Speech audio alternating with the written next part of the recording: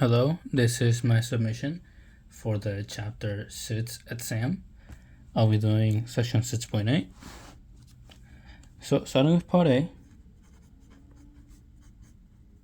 we are told that an air track glider of mass 0.15 kg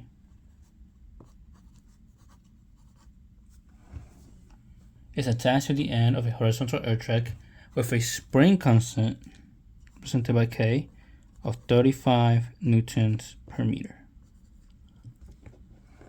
The spring is unstretched and we have an initial velocity of 1.25 meters per second to the right, so it's positive. We are asked to find what is the maximum distance that the glider moves to the right after the air track is turned on, which means that there is no friction. So two more things that this tells us is that the final distance, represented by h2, is just equal to d, and the initial distance is equal to 0 for our equation. We also know that eventually it will stop, and the final velocity, represented by b2, will be also equal to 0. All right. So we know that the work is equal to the negative 1/2 of the spring constant times the final distance. And that is also equal to negative 1/2 of the mass times the initial velocity squared, which is equal to the kinetic energy. These are negative because after it's turned on, it's moving opposite. So plugging in, solving for d between these, we're told that d is equal to the initial velocity times the square root of the mass over the spring constant. When we plug in our values that we have, we find that d is equal to the initial velocity of 1.25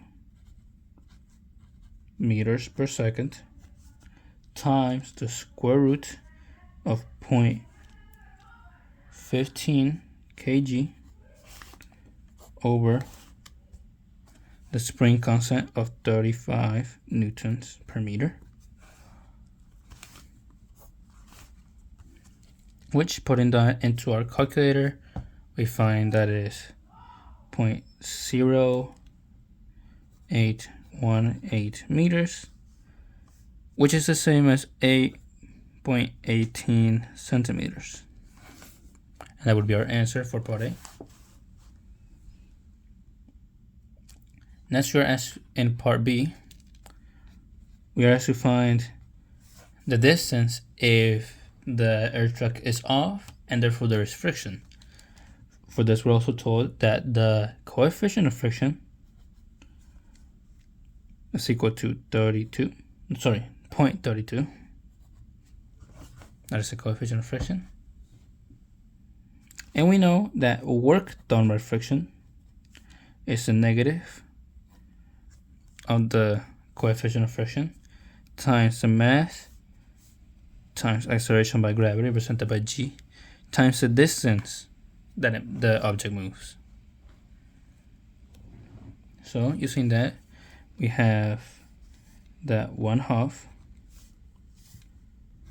kd squared, our initial equation for work, but it's not negative this time, plus the work done by friction, which is now negative, which is initially negative, but because it's minus, it's negative, is coefficient in terms of mass, gd, and that minus the kinetic energy, which is negative 1/2 mv squared.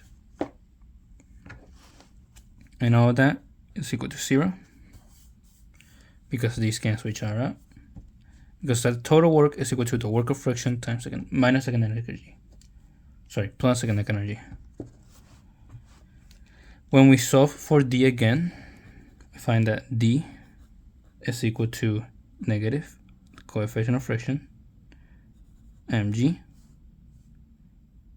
plus or minus square root of umg squared plus mv squared over k.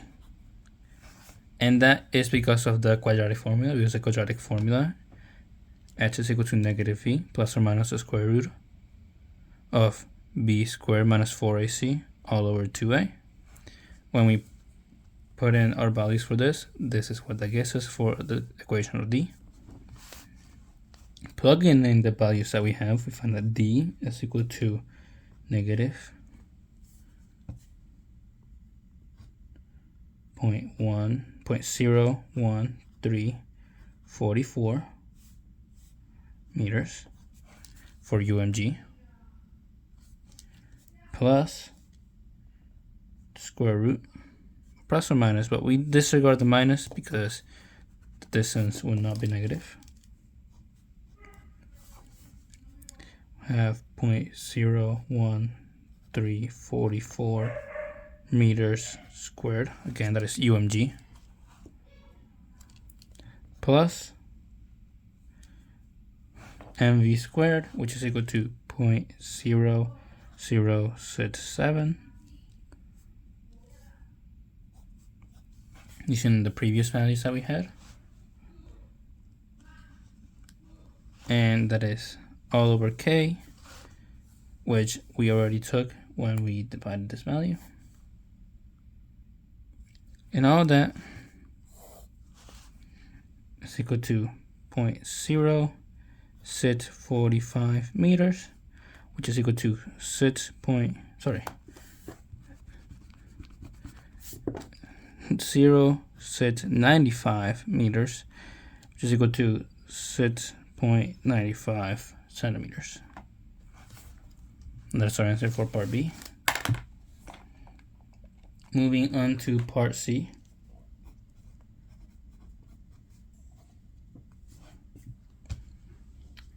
We are asked to find the coefficient of kinetic friction with just the variables that we have. So we know from our previous work that the work done by kinetic energy, the work of the distance, which is W, plus the work of friction is equal to the final kinetic energy minus the initial kinetic energy, which this is equal to negative 1/2 kd squared plus coefficient of friction mgd is equal to just 1/2 mv squared, because the final velocity is just 0. So there is no final kinetic energy. All right. When we solve for U and G, we find, when we solve for mu, for the coefficient of friction, we find that that is 1 over 2 mgd times this mv squared and kd squared, so mv squared minus kd squared, and that is our answer, given that we don't have any values for these, and plugging in values, we would find the coefficient of friction of that system. All right. Moving on to part D. We have a pendulum on a small sphere. So I will draw a pendulum.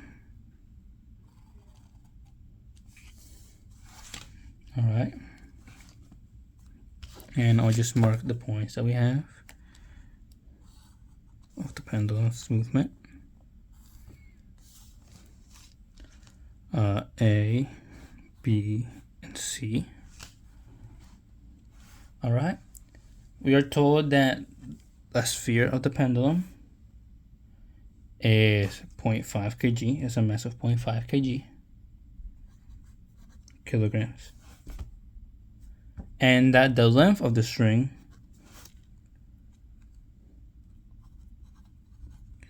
is equal to 0.65 meters. Let me just write that here. It's 0.65 meters for our diagram or model. And we are told that the maximum angle is 35 degrees. So not the amplitude. Sorry, yes, the amplitude, yes. The amplitude of this would be 35 degrees and 35 degrees on both sides. And we are asked to find what is the force of gravity, what is the work of the force of gravity from point A here to point B. So what is the work during this period? So we know that the work of gravity is equal to the mass of the sphere times acceleration by gravity times the length times 1 minus cosine of the angle, theta. And we also know that here theta is equal to 35 degrees. When we do plug in our values, we find that the work done by gravity from A to B, from here, is equal to 0.5 kg times 9.8 meters per second squared times 0.65 meters times 1 minus the cosine of our angle, which is 35 degrees. Putting all of that into our calculator, we find that the work done is equal to 0.576 joules. That's the work done. All right. Moving on to part E. We are asked to find what is the work done from B to C, so during this part of the system. Now, because it is the same amplitude, the work done going down is just the negative or the opposite of the work done going up. So that would mean that WBC is equal to the negative of WAB, which is equal to negative 0.576 joules, and that would be the work done by gravity from B to C, because it's going away from gravity, away from the acceleration by gravity. And it's also the opposite from A to B. All right. Moving on to part F. Part F. We are asked to find how much is the work done by gravity from A to C. So throughout the entire system, this entire system, what is the work done by gravity? Well, that can be found with WAC by just being the work from A to B plus the work from B to C, since we have both of those values. Now we know that this is 0.576 joules plus negative 5.576 joules, which means these two cancel out, and the work done by gravity on the sphere is just equal to 0 joules. All right, and then finally we can move on to part G.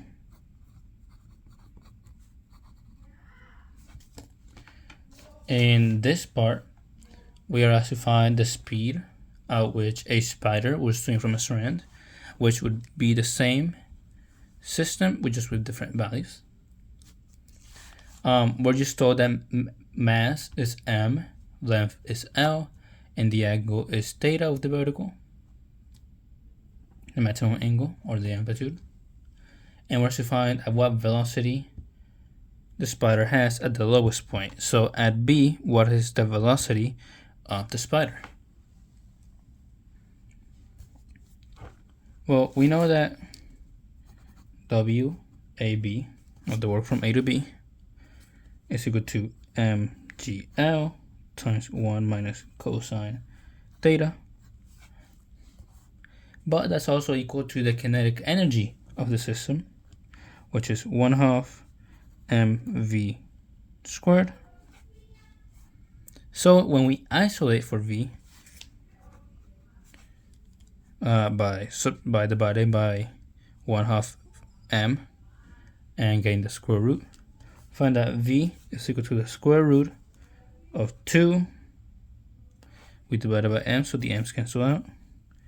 GL times 1 minus cosine theta, and that is all under the square root. And because we're not given any values, that is our answer for part G. And that's the end of section 6.8. Thank you very much.